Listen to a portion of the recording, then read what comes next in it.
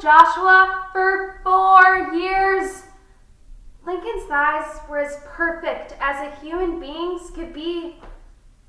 These are actual quotes found by the New York Times from Abraham Lincoln and his law firm partner.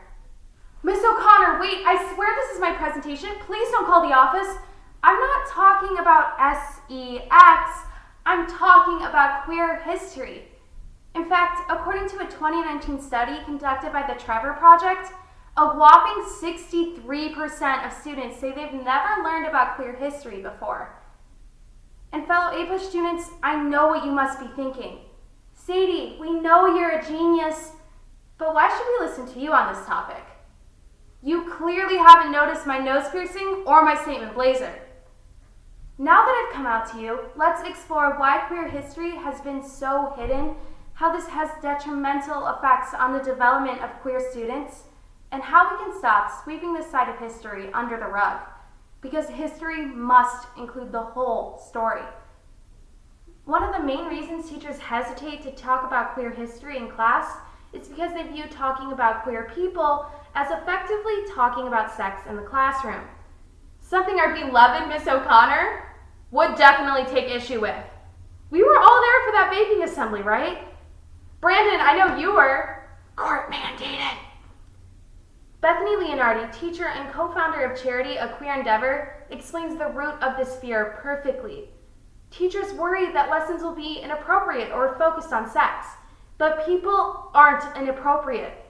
It's possible to talk about the many ways LGBTQ people have made history without getting into their sex lives any more than one would when discussing straight people in history. Now, I know I didn't exactly give the perfect example of this with my Lincoln quotes, but there's a way to acknowledge these sides of historical figures, and it can even help students understand them more. After all, that's why Lincoln's hat was so big. It's full of secrets. However, it may not always be up to the teacher to include queer history or equistory in their curriculum. According to Olivia Waxham of Time magazine, laws in 6 states ban the promotion of homosexual lifestyles, and laws geared towards sex ed classes can further deter LGBTQ history efforts. One of these states, unsurprisingly, is Alabama, who banned the live-action Beauty and the Beast because of an openly gay candle. That was the romantic arc you took issue with. She had Stockholm Syndrome with Bigfoot. Alabama aside, we need to create open classrooms for students from all walks of life. And one of the easiest ways to do so is to not treat them as an uncomfortable topic. The lack of queer history taught in schools has drastic effects on queer students.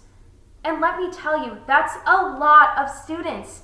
UCLA's law school found in 2018 that there are roughly 2.5 million queer students in the US, explaining the 31.5 million streams of Rain on Me.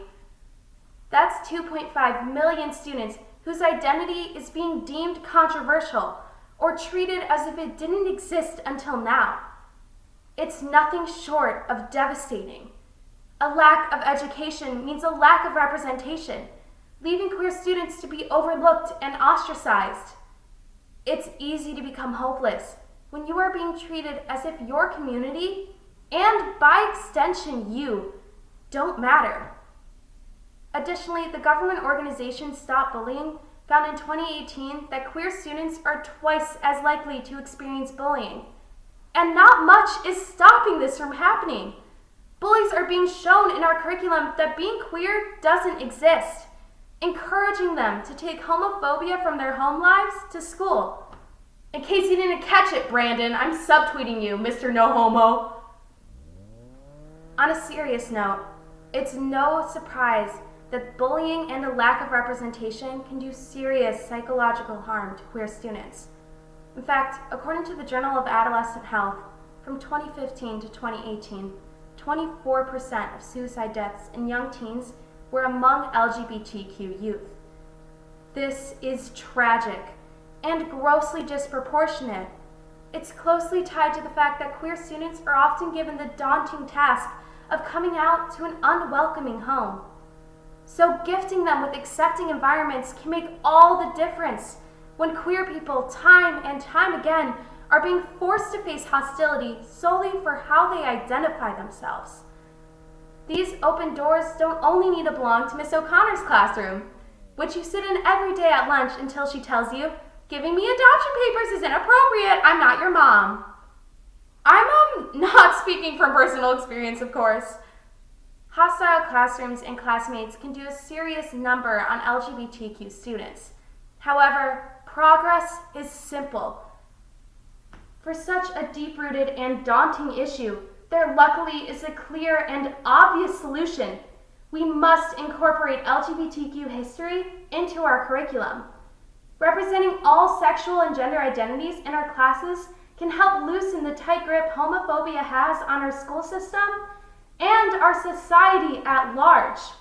In fact, according to that same 2019 study conducted by the Trevor Project, LGBTQ students in schools with queer inclusive curriculums were 22% less likely to feel unsafe because of their sexual orientation and 15% less likely based off of their gender expression. The importance of this finding is monumental. Even I know that's a huge difference, and I suck at math. Pythagorean theorem? Never heard of her.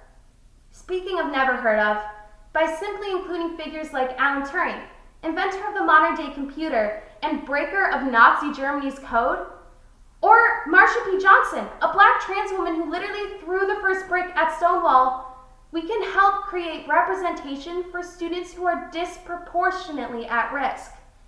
Teacher Deb Fallow affirmed this sentiment in a 2019 The Guardian article when speaking about her student Muhammad's experience when a close friend came out to him. Muhammad said to me that because of what he had learned in our class, he was able to understand his friend better, and that they became even closer afterwards. That's what this is about, creating closer connections between friends and safer schools and communities. This experience doesn't have to be unique to Muhammad. Straight and cis students everywhere will be able to understand their queer classmates and friends better.